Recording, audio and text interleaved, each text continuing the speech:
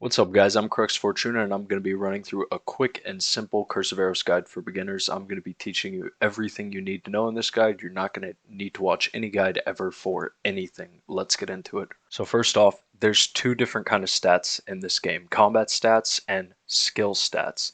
The way combat stats work is melee. If you hit something with a sword, your melee is going to increase. Magic. If you hit something with a wand, your magic is going to increase. Fortification. No matter what you hit with what, fortification is going to go up. HP. You put points into HP, it makes you have more HP. You put points into defense, it makes monsters hit you less. Melee. Put points into accuracy, you hit monsters more.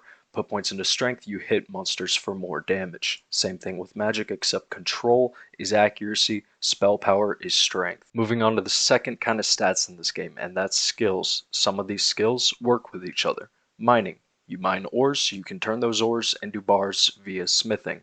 Same thing with the wood cutting. You cut wood, you can turn it into relics with crafting. You fish something, you can cook the fish with cooking. Tailoring and crafting also kind of go together because the relics that you craft can be used to make tomes through tailoring. So let's get into the first skill stat, that's mining. See this guy, this merchant guy, level 100? Scroll down on his shop, he sells pickaxes. You can use these to mine.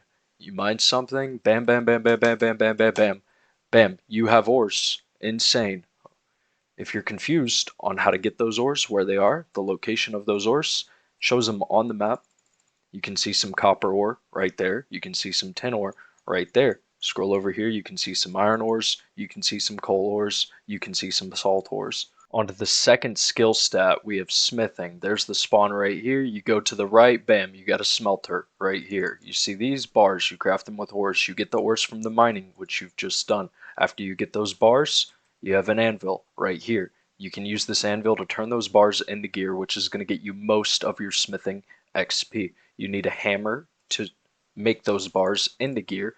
You go to the blacksmith, bam, he sells a hammer right here under the myth and gear. For the next skill stat, you have woodcutting, which is the exact same thing as mining with trees. Now, I know this is very confusing because some people, for the love of God, do not know how certain trees look, but do not worry because in the next 20 seconds I'm going to go through the pain of showing you what every tree looks like. This is a pine tree. This is a pine tree. This is a dead tree. If you don't know where to find these, that's pretty reasonable because they're kind of out of the way of spawn. Spawn is way down there. The dead trees are up here. As you can see, this is the path. Just go up and you're going to get to the dead trees. This is also exactly how I feel when somebody doesn't know what a birch tree looks like, because I feel like everybody should have played Minecraft at some point. This is a birch tree. Say it with me now. This is a birch tree. This is a birch tree. Okay? This thing right here. This is a birch tree. This is an apple tree. You can tell because there's apples on it. This is a willow tree. This is also pretty far away from spawn. It's to the right of the level 4 slimes. This is an oak tree. Oak trees are very close to spawn.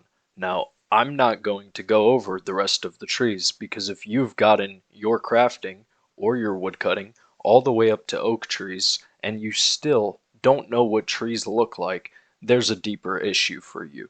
I'm going to throw you in the hopeless category. Maybe you should try Candy Crush. For the next skill stat, we have fishing. This one's a little bit more complex than mining or woodcutting. See these earthworms? They're all over the ground. Pick up a bunch of those earthworms. Go to the merchant.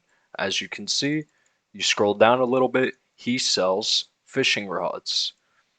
Don't know where to fish at? There are fishing spots shown on the map. Go up to one of those fishing spots and fish. For the next skill, we have cooking. Now with the fish that you've just acquired, you're going to want to take those fish and salt.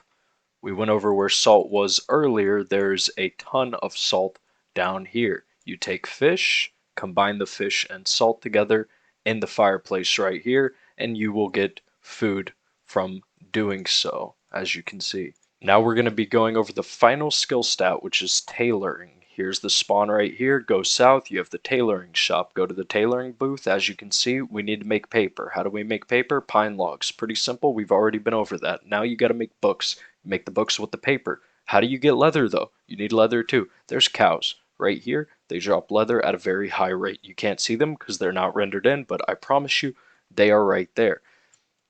After you finish crafting the books, you're going to be moving on to crafting tomes with tailoring. As you can see, you need books, relics, magic essence. Now, you don't know what magic essence is, so magic essence is here. Northwest to spawn, there's a dungeon entrance. They have seedlings. You can only kill those seedlings using magic. They drop a lot of magic essence, they drop a lot of books, and that's how you're going to be crafting tomes. Now, I know what you're thinking. What's the point of doing this? This sounds like a whole lot of work that I don't feel like doing, especially since I can just buy tomes from the merchant, right? Well, if you want to use magic in the game, which I highly recommend because it is just so much better than melee, you're going to want to level up tailoring because that's how you make the Night Sponge set. Now you can also buy this set for 2 million gold, but you're going to be screwing yourself over in the long run because you cannot make or wear level 90 mage gear without leveling up your tailoring first. Moving on to pets, there's two different kind of pets in this game, normal pets and skilling pets, okay? This is my pet, Guadalupe Juan. Guadalupe Juan is a skilling pet. How do you get skilling pets? You get a skilling pet by skilling. If you do woodcutting, you're going to get a woodcutting pet. If you do crafting, you're going to get a crafting pet. If you do mining, you're going to get a mining pet. Now, how do you get normal pets? You kill mobs. Mobs drop normal pets. And I know what you're thinking, right? Oh, I've been skilling forever, and I haven't gotten any kind of skilling pet, and I killed 1 million of this mob, and I didn't get a mob. I didn't get a pet. It's a low drop rate, okay? If you really think the mob doesn't drop a pet, which bats drop a bat egg that you can get a pet from, okay? But if you really think it doesn't drop a pet, there's going to be a wiki link to this game down in the description where you can check all the pets there are in this game so you can see for yourself whether that mob has a pet drop or not. Now, skilling pets serve two different purposes depending on what kind of skilling pet it is. If it's a gathering skill, like woodcutting, like mining, like fishing, the pet is going to increase your efficiency on that skill. What does that mean exactly? That means that you're going to have a higher chance of gathering a resource per each time you hit that node. Now, the other kind of pet is for crafting or smelting or tailoring or cooking, some kind of skill where you are making something, right? What that's going to do is give you a chance. The pet is going to give you a chance to get a second resource crafted every time you craft. Next, we're going to be going over dungeon keys. There's some drops that are pretty confusing looking in this game, as the bats drop something called bat orbs. What is a bat orb? It is a dungeon key. There is an exclamation point right here. You can see it. It's a little tomb on the map. How do you get inside it? You take a bat orb, you go inside the dungeon, and then you fight the warbat boss. Same for the prison keys. The merchant sells prison keys. What do you use the prison keys for?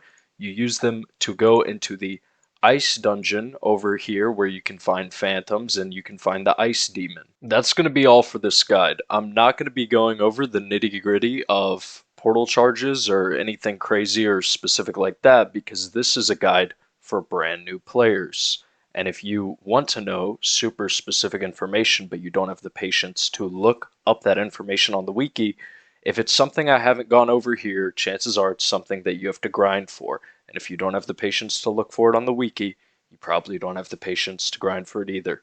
And you should really consider Candy Crush as a game.